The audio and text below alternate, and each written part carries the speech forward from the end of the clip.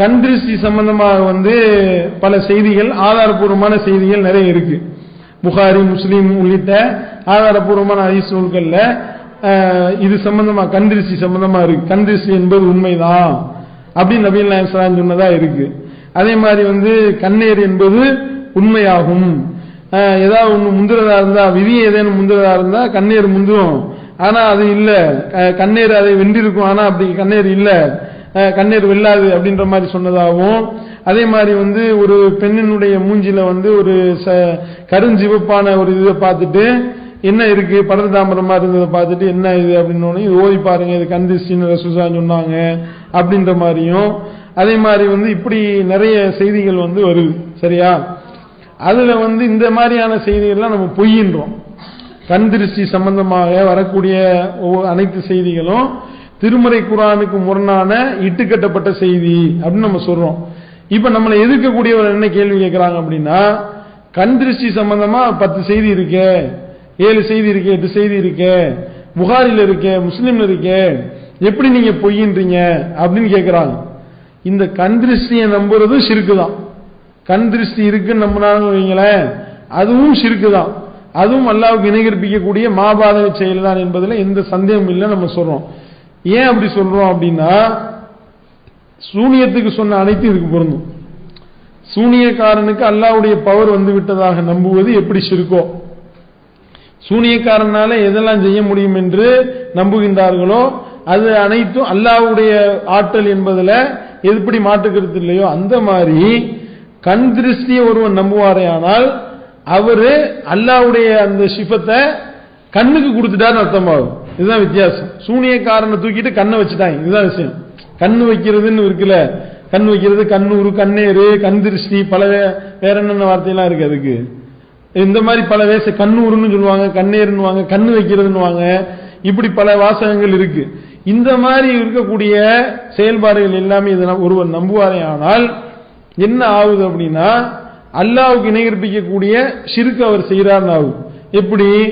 ரசூல் ஸல்லல்லாஹு அலைஹி வஸல்லம் சொன்னதா சொல்லப்பட்டிருக்கக்கூடிய இந்த செய்தி பொய்ன்னு நம்ம சொல்றோம். அல்லாஹ்வுடைய தூதர் அவர்கள் இப்படி சொல்லியிருக்க மாட்டார்கள். ஏன்? இதுக்கு எதிராக தான் திருமறை குர்ஆன்ல சொல்லப்பட்டிருக்கு. லைஸக மிஸ்லி ஷைஉன், அவனை போல எதுவும் இல்லை அப்படின்னு சொல்லப்பட்டிருக்கு.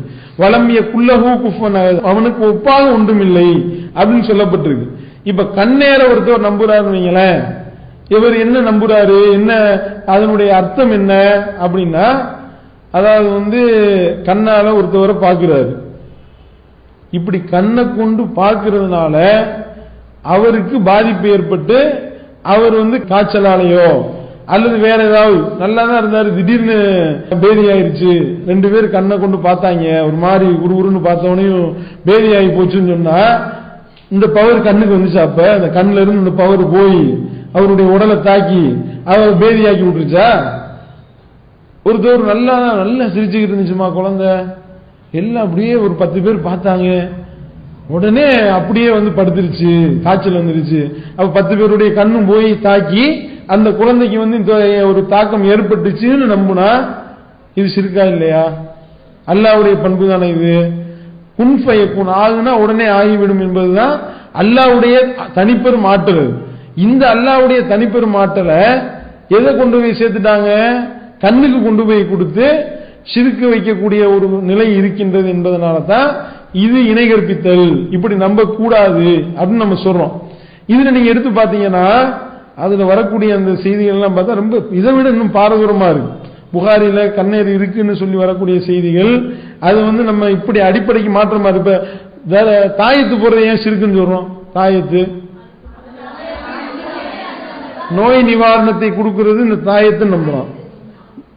நோய் நிவாரணத்தை கொடுக்கறது அல்லாஹ் படைச்ச ரப்பு தான். இந்த தாயத்தை நான் கட்டுனேன்னா இந்த தாயத்து எனக்கு நோய் நிவாரணம் தரும். இப்ப அல்லாஹ்வுடைய தாயத்தை வச்சுட்டானா ஷிர்க் ஆயிருச்சா? கண்ணை கொண்டு ஒரு தீங்கு நோய் எப்படி ஏற்படும்? அல்லாஹ் நாடினாதான் நோய் ஏற்படும். அல்லாஹ் விதித்ததை தவிர வேறொன்று எங்களை அணுகாது. புள்ளை யூசிபானா இல்லாமா கத்தபல்லாகுனா ஹுவ மௌலானா, அல்லாஹ் விதித்ததை தவிர வேறும் எங்களை அணுகாது, அவன் தான் எங்களுடைய பாதுகாவன். கண்ணால பாக்குறதுனால இன்னும் ஏற்படும்னா அப்ப கண்ணுக்கு அல்லாஹ்வுடைய பவர் வந்துருச்சா? அப்ப கண்ணால இப்படி பார்க்கிறது, அப்ப கண்ணுக்கு உண்டான பவரை கொடுங்க, கைக்கு உண்டான பவரை கொடுங்க. தாயத்துனா வெறும் தட்டு தாயது, வெறுமையான பேப்பர் உள்ள பிரிச்சு பார்த்தா சினிமா டிக்கெட் தான் இருக்கும். அதுக்கு என்ன பவர் வந்துச்சு?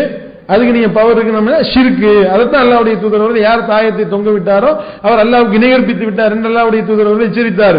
அப்ப அல்லாஹ்வுக்கு இணைகற்பிக்கக்கூடிய வேலை என்பது இப்போ ஒரு சாதாரண பொருளுக்கு என்னவோ அதுக்கு அந்த ஆற்றல் தான் இருக்கு நம்பணும் ஒழிய அதுக்கு அல்லாஹ்வுடைய பவர் வந்து விட்டதாக நம்புவது அல்லாஹ்வுக்கு இணைகற்பிக்கக்கூடிய மாபாதக செயல் என்பதை நம்ம விளங்கிக் கொள்ள வேண்டும். கண்ணேர் என்பது அப்படித்தான் வரும்.